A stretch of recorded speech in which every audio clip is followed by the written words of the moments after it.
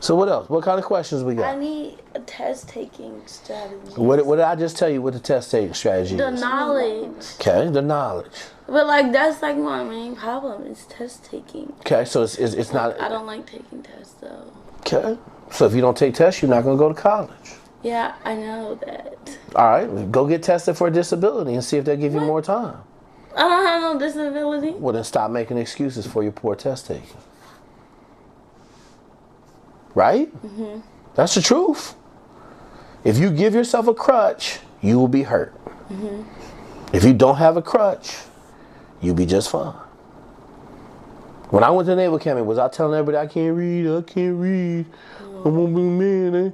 I don't know if I'm gonna graduate. I just tried to stay away from all the reading and writing classes I could. And I fought for all the reading. When I was in a reading and writing class, I took all the mugs in the summer school. You know why? Because I could go and sit there and try to read the book for like 10 hours. It was like 30 minutes of reading. I'll read, and then I'll try to write my papers, but I had all the time in the world to take one class. And out of the 7 writing classes, I took 6 of them in summer school. Okay? Mm-hmm.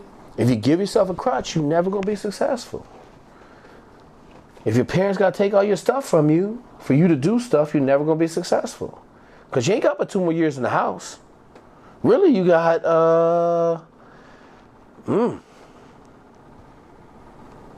year, you got 18 months left in the house. You already young ladies. You could be called women right now, but in 18 months, you're going to be 18, going on to 18, graduating high school, and they're not going to be there to cattle prod you. Mm-hmm. You got to figure it out. You know? Does that make sense? Mm-hmm. So don't give yourself a crutch. That's a poor mentality. We want a rich mentality. Right. I can do anything I want to do. I'm not a poor test taker. I just don't have the knowledge needed to do well on the test. Make sense? Mm-hmm. Okay. What do you got? That's true. No, that's not it. Yeah, you can't ask the same question I asked. What question you got? You need to ask a different question. What question? We're gonna stand here and we're gonna sit here for another 15 minutes and answer some questions. Because I think the problem is deep down with you two. I'm not even gonna call it a problem. The limitations that you're putting on yourselves are deep down. What do you got? Ask your question. Yeah. Are you embarrassed that you got Fs? I'm not embarrassed. You should be. Right? Are you panicked? Panic? You should be. Oh, I'm not, because this is not my current grade. That's not the point. Oh my gosh. So listen, I'm going to tell you this. I had a 61% in English, second semester, my freshman year. I pushed the absolute panic button on all academics. And I finished that semester with a 2.1. I never once got close to 2.1 again because I had that fear in the back of my head. If I go below 2.0, they're going to kick me out of the Naval Academy. That's called self-pride. That's called understanding what I got to do to be successful. So here's what I'm going to tell you. Your actions speak so loudly, I can't hear what you say. Does that make sense? Yes. Why is that? Because actions speak louder than words. Okay, why am I saying that to you, though? Because our report card's got to reflect that. No, and they got nothing to do with your report card. It's your knowledge has to reflect The sacrifices. Okay, there's no sacrifices. You see what I'm saying? Mm-hmm. Yes. There's no sacrifices. You're not making sacrifices right now. You're trying to go out there and run with the owls and then get up and soar with the eagles, but you can't fly no more. Mm-hmm. So the grades are bad. Does that make sense? Yes. Okay. Like, I'm going to tell you right now, if you just sat down and be like, okay, what am I going to sacrifice to do this? You know the answer, right? Mm-hmm. Like, if I said that to you, what would you say? What are you going to sacrifice? See, you're not ready yet. You're not ready yet. That's fine. Because I know this, at some point you're going to figure it out.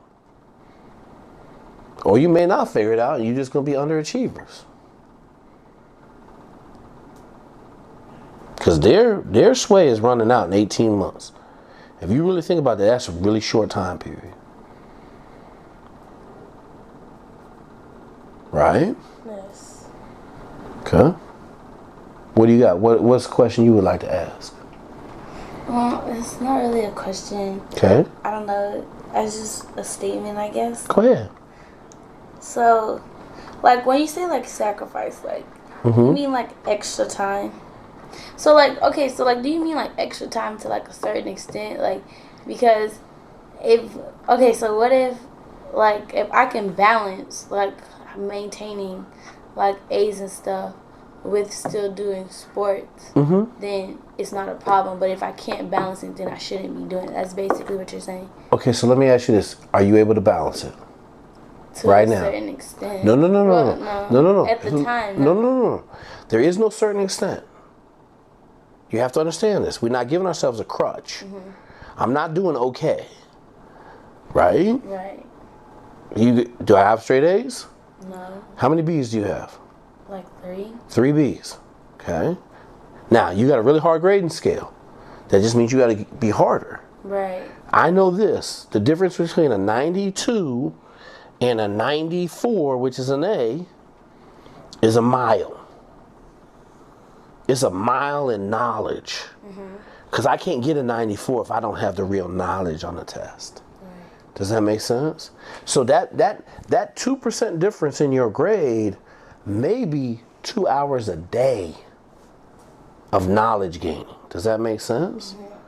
So you guys think you can balance it, or it's a balancing act? What was my opinion this summer when we had our first conversation? Too much extra activities. Too much activities. But what did I say? Cut everything out. And then you could focus more. Then you can focus on your grades, and when you get A's, then you add little stuff back in. Right. Right now, you got straight A's. Both of you got straight A's, or you got straight A's, and you say, "Hey, I want to do cheer."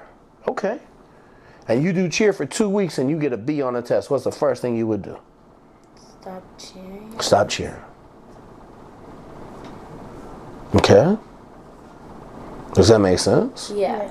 Okay. Are we getting college scholarships to go cheer? No. We getting college scholarships for volleyball? No. No. That's not something I want to do in college. So no. No question. But that's my point, right? We talked about this in July. We're not going to college for athletics at all. We need to be academically sound. Does that make sense? Okay. AP calculus. Remember what I told you about AP classes? What did I say about AP classes? They're harder. Yep. And what did I say about taking them? They're like college courses. And what did I tell you about taking them? Do they help you? No. No. Yes, but No. They only help you if what? if you pass the class. No. I did not say if you pass the class. Yeah, they do. I got a video. Do you want me to pull it back up what I You said? get an A. If you get an A, it helps you. Yeah. If you get a B, you're okay. If you get a C not. or D or an F, you got a C, D, or an F, it don't help you. Right. So you might as well just take regular chemistry. AP English, I might as well just take regular English. Because trust me, an admissions officer that sees the chemistry on the thing, most of the people out there ain't taking chemistry in high school. So you already one up. Remember what I told you about taking AP classes and stuff like that, right? Yes. I said you're better off going to college and taking it there because it's easy.